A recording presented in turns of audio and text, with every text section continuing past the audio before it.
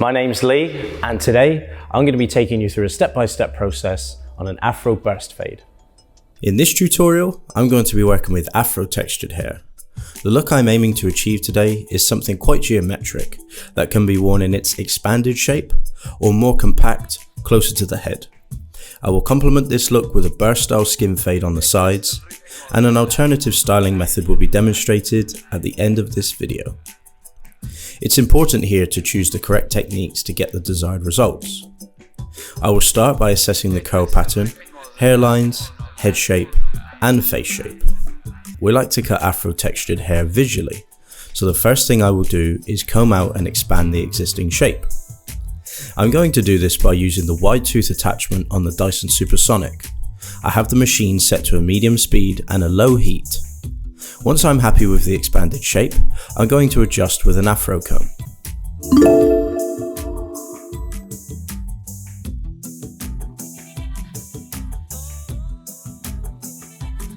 Let's get into the cutting. I will begin by using my scissors to set the shape throughout the sides. I chose to use my scissors as I feel I have much more control than using a clipper. The sides are usually a delicate area when working with afro texture, and getting a smooth transition from the recession point of the head is paramount. A rule of thumb I like to work by when shaping an afro is to start at the lowest point and work to the highest point to achieve a smooth and seamless finish. Once I am happy with how the sides are looking, I will then move on to shaping the top. On this particular hairstyle, the top consists of the front hairline right through to the nape. I'm switching to my clipper now, as the hair is much denser through the top and I have more length to remove. For me, the scissor wouldn't be an efficient choice of tool here. At the front hairline, I'm being careful not to remove too much length, as my aim here is to have a look which can be worn expanded or tighter to the head. I'm taking away just enough hair to add structure and balance. Once I'm happy with how the front is looking, using my rule of thumb, I will start at the lowest point, which in this case is the front, and work through to the apex of the head being the highest point. This will ensure a smooth transition and control of shape. I'm being sure to take my time here and not rush this process. The shape here is the star of the show, so it's important that I get it right. From experience, these shapes get tighter and smoother as the refinement goes on. Using the top as a guide, I will follow the same process through the back, visually carving the shape until I am happy with the overall balance.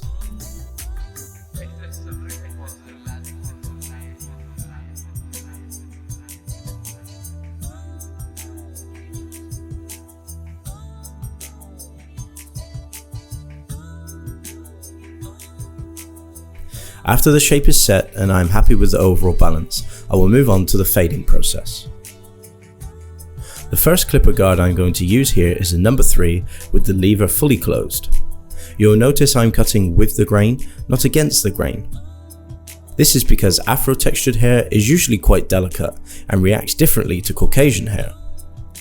Clipping afro-textured hair in the wrong direction can leave gaps and irregularities in the shape.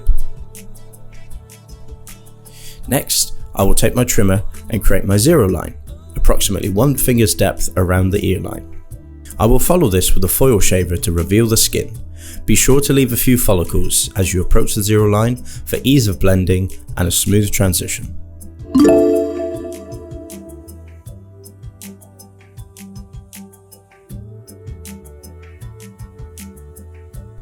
As with any haircut, it's important to think about and visualize the finished look.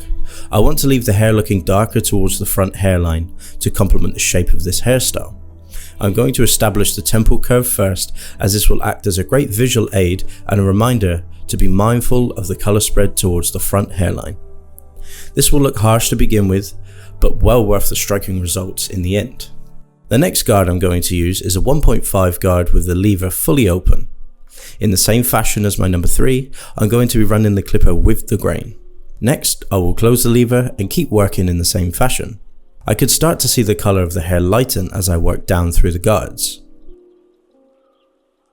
Next is a number 1 guard with the lever fully open, followed by the number 1 guard with the lever fully closed.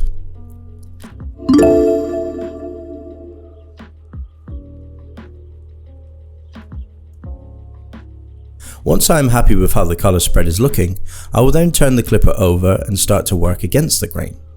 I'm using the same guard here, a number 1 guard, and have returned to having the lever open. This will remove a significant amount of colour in comparison to the same length working with the grain. Working with a descending graduation method, I will then close the lever to a true number 1, followed by no guard with the lever fully open and slowly closing until the zero line fades away.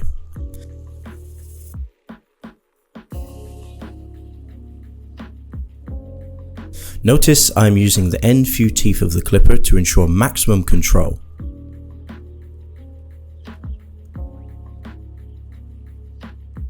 I'm going to use the trimmer to flick over my initial zero line to ensure a smooth transition.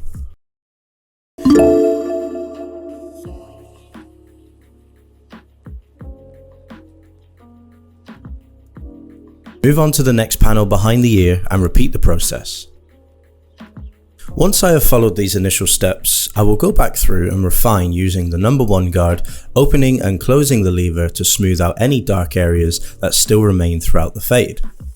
Repeat this process on the other side. Once I'm happy with the fade, I will then use my scissors to refine the overall shape and smooth out any discrepancies.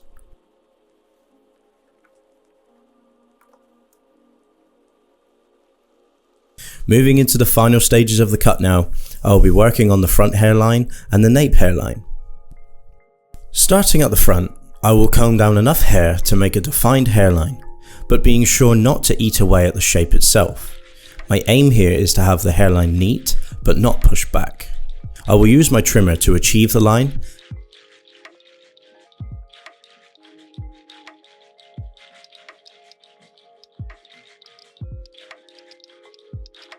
and my scissors to further refine and smooth the transition.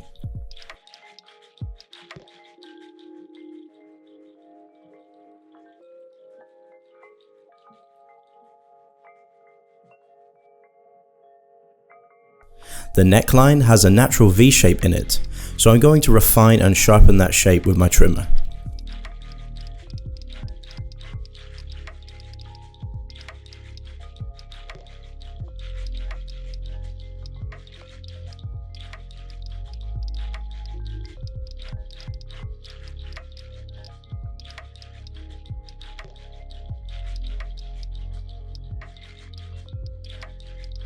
For the finishing touches on the look, I'm going to sharpen the perimeter hairlines with a razor.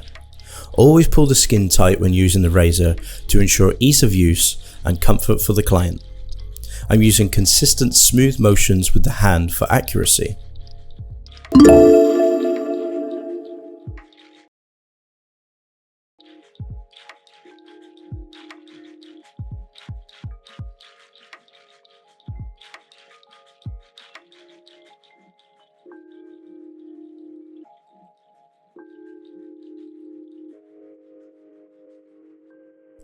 And that is the smooth expanded shape finished. Thanks for sticking out the tutorial to this point. I have a bonus styling option for you. I'm going to use the curl sponge to encourage the hair to coil back down closer to the head, creating separated twists. To achieve this look from its expanded shape, start by spraying a fine mist of water over the hair. This will immediately start to encourage the curls to shrink down. Next, I will apply some matte paste throughout the top and emulsify with the water.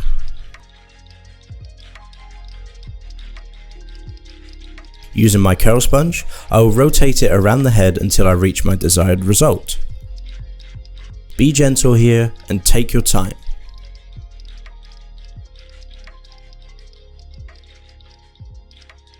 The results are usually the best the longer you can stand here and do this.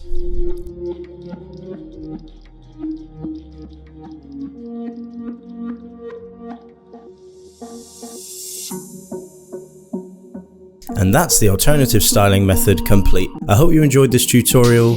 To see more like this, you can browse through our online resource library.